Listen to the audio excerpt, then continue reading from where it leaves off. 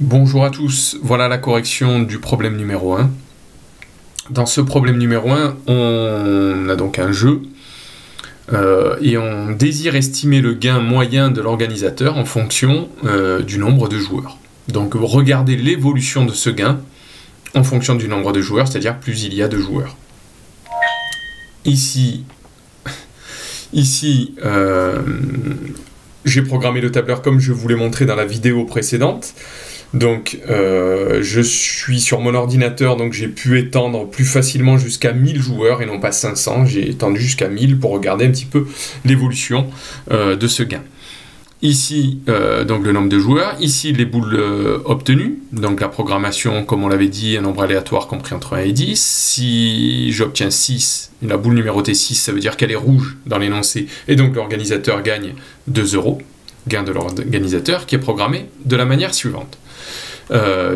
Si la boule est inférieure ou égale à 6, eh bien alors, on le voit là, si la boule, donc le résultat en B2, est inférieur ou égal à 6, alors le résultat affiché dans la cellule est égal à 2. Sinon, le deuxième point virgule, c'est le sinon. Sinon, si le résultat affiché en B2 est inférieur ou égal à 9, mais ça signifie qu'il sera compris entre 6 et 9, l'organisateur perd 1 €, puisque entre 6 et 9 c'est une boule blanche, et donc l'organisateur perd 1 €, étant donné que le joueur a misé 2 €, mais que l'organisateur lui donne 3 € en retour, ça veut dire que l'organisateur perd 1 €.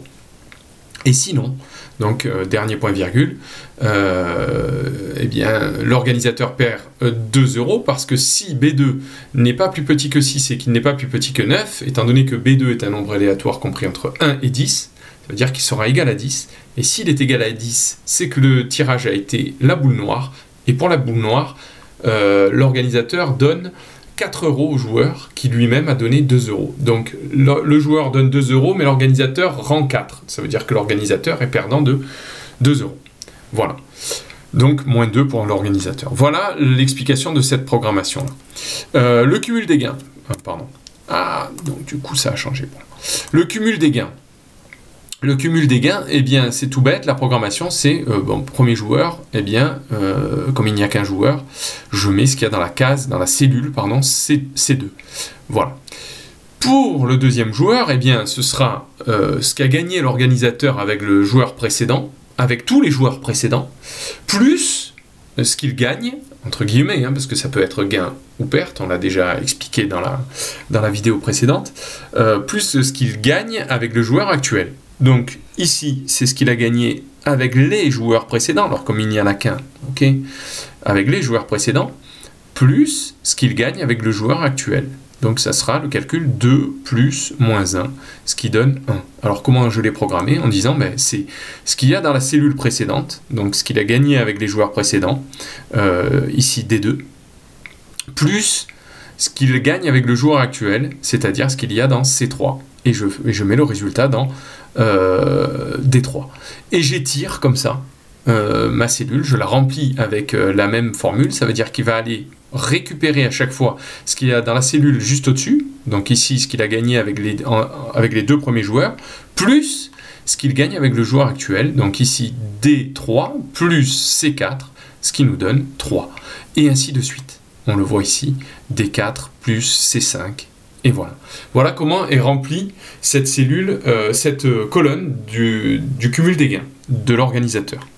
Et enfin, le gain moyen de l'organisateur par joueur. Donc s'il n'y a qu'un joueur, eh bien, comme il a gagné 2 €, en moyenne, il va gagner 2 €, évidemment. Si maintenant il y a un deuxième joueur, on sait qu'au total, il a gagné 1 € sur les deux joueurs qui ont participé, il a gagné 1 €. Eh bien, en moyenne, je vais faire 1 divisé par 2, ce qui me fait du 0,5, 50 centimes en moyenne par joueur gagné par l'organisateur. Et ainsi de suite. 3, donc c'est le cumul des gains sur l'ensemble des 3 premiers joueurs, divisé par 3, évidemment, ça me fait 1, donc en moyenne, il aura gagné 1 € par joueur. Et ainsi de suite. Donc si je regarde comment je l'ai programmé, eh bien j'ai pris ce qu'il y avait dans la cellule D2 pour la première cellule, divisé par eh bien, le nombre de joueurs, ben là c'est le premier, là ce sera le deuxième, si c'est le deuxième joueur, ça veut dire qu'il y a eu 2 joueurs, et ainsi de suite. Donc j'ai programmé en mettant égal A2 sur D2 sur A2. Et j'ai étiré ma cellule jusqu'à 1000. Et là, j'obtiens l'évolution. Donc cette colonne contient l'évolution du gain moyen de l'organisateur en fonction du nombre de joueurs. Eh bien, s'il y a 44 joueurs, eh bien, il va gagner en moyenne 25 centimes par joueur. Voilà. Chaque fois qu'il y a un joueur qui joue, s'il y en a 44, en moyenne, il est gagnant de 25 centimes sur ces 44 premiers joueurs, et ainsi de suite. Alors, je ne vais pas descendre cellule par cellule jusqu'à 1000, j'ai fait un petit graphique contenant en abscisse le nombre de joueurs, donc je suis allé jusqu'à 1000 évidemment, et en ordonnée, le gain moyen, donc j'observe le gain moyen de l'organisateur en fonction du nombre de joueurs. Et je m'aperçois que au départ, plus le nombre de joueurs est faible, plus ce gain moyen est chaotique, il va être important, puis il va redescendre immédiatement, et ainsi de suite, il va évoluer. Je vais mettre mon téléphone, pardon, sur... Voilà, silencieux. Ici, on voit que ce gain est chaotique, il évolue au fur et à mesure, pour aller se stabiliser, ici, au fur et à mesure que le nombre de joueurs augmente. Et si je regarde bien, alors là je peux descendre jusqu'à la dernière cellule, rapidement, je vois qu'il se stabilise 0,6, 0,61, bon, entre 0,6, 0,7, 0,5 et 0,7. Voilà. Donc, est-ce qu'on peut arriver à le quantifier dès le départ sans utiliser de statistiques, sans utiliser donc un nombre important de tirages? Est-ce que ce nombre de tirages, on peut se poser la question, est-ce que ce nombre de tirages est suffisant pour regarder l'évolution de ce gain moyen? Tout ça, eh bien, on y répond dans la deuxième partie de notre activité. Donc ici, on peut conjecturer que de manière empirique, c'est-à-dire avec l'expérience, en renouvelant 1000 fois le jeu, mais plutôt de manière théorique. Donc on va regarder comment on peut estimer dès le départ le gain moyen de l'organisateur du jeu. Alors on va appeler évidemment G le gain de l'organisateur, et on voit que G, alors cette notation, elle est un peu, j'allais dire, réduite. Par commodité, on ne l'appelle que G, mais en réalité, G, on dit qu'il appartient à l'ensemble, donc moins 2, moins 1, 2. Pourquoi? Parce que ce gain peut prendre des valeurs moins 2, moins 1, 2. Ici, en réalité, c'est une fonction G. C'est une fonction qui a une issue de l'expérience aléatoire, obtenir une boule rouge, obtenir une boule blanche, obtenir une boule noire, eh bien, associe le gain de l'organisateur. Donc, c'est une fonction qui a une issue de l'expérience aléatoire, de l'univers, de notre expérience aléatoire, associe le gain de l'organisateur. G prend des valeurs finies. Elle prend 3 valeurs possibles, moins 2, moins 1, 2. On dit que G est une variable aléatoire. Alors pourquoi variable? Parce que les valeurs, évidemment, varient, 3 valeurs possibles, et aléatoires parce que ces valeurs sont dues au hasard. Quand je vais mettre la main dans l'urne, évidemment, je choisis au hasard la boule, donc l'issue de l'expérience est due au hasard. Donc comment je vais calculer, puisqu'on me demande dans un premier temps de calculer pour chacun des gains sa probabilité.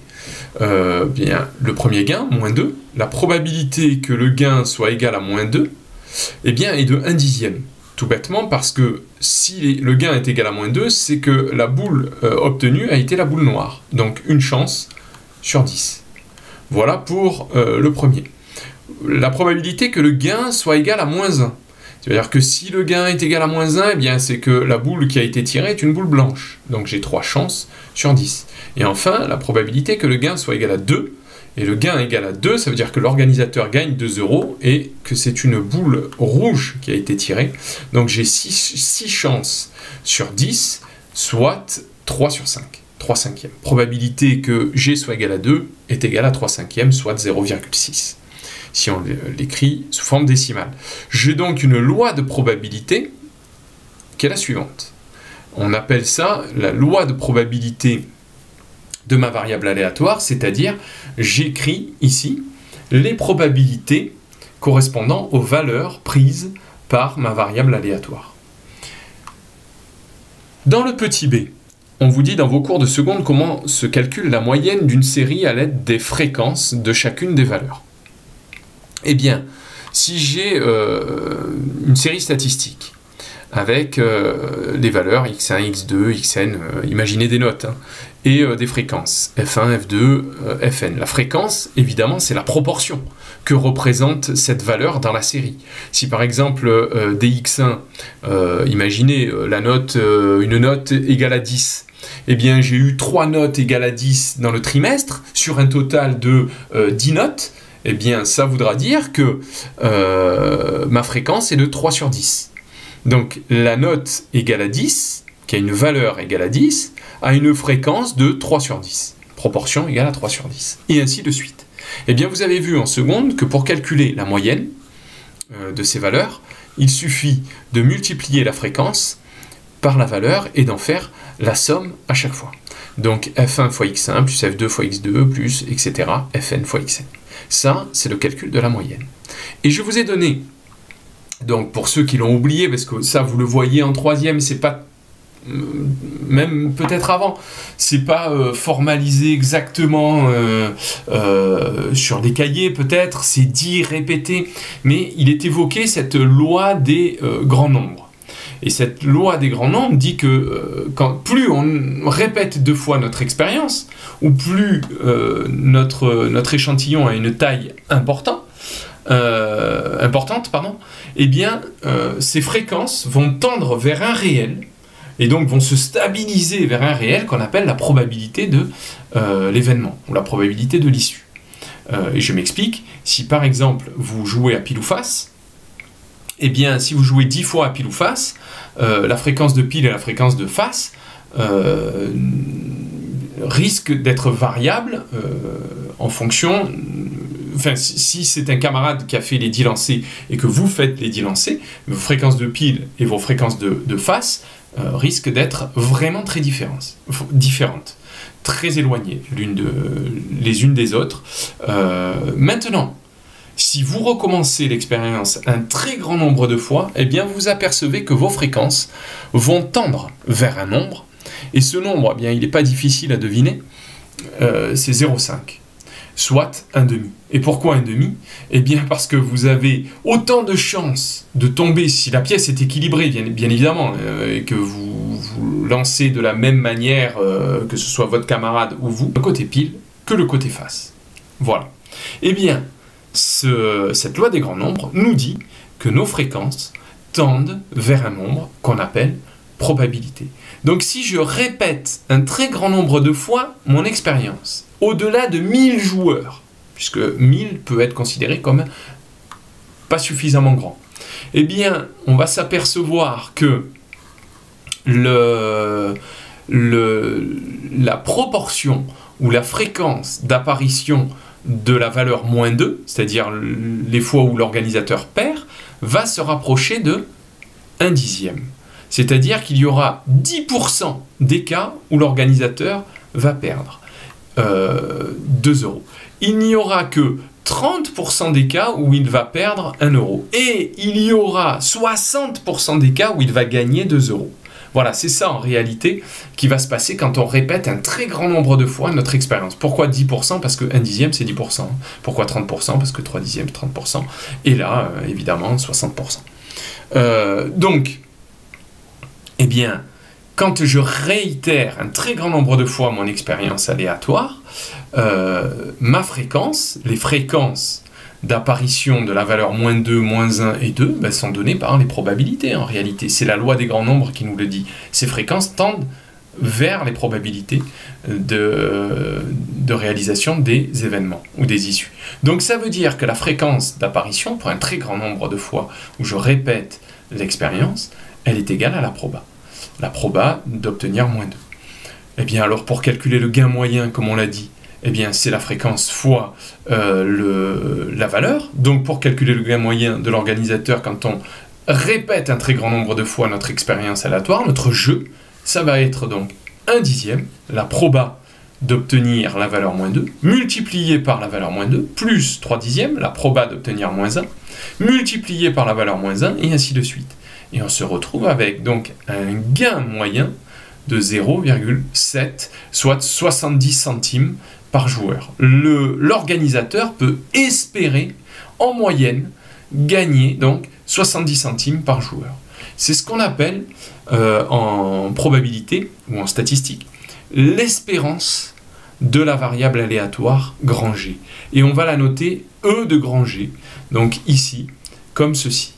Et E de grand G se calcule donc en faisant la valeur multipliée par la probabilité d'obtenir cette valeur, plus la deuxième valeur fois la proba d'obtenir cette valeur, et ainsi de suite. C'est la somme des produits des valeurs par leur probabilité. Ça, c'est ce qu'on appelle l'espérance de la variable aléatoire. Ici, le gain espéré par l'organisateur, c'est-à-dire le gain moyen quand on a répété un très grand nombre de fois notre expérience aléatoire, c'est-à-dire qu'il y a eu un très grand nombre de joueurs. C'est ce que peuvent utiliser par exemple les casinos, qui voient un très grand nombre de joueurs défiler devant leur table de jeu par exemple.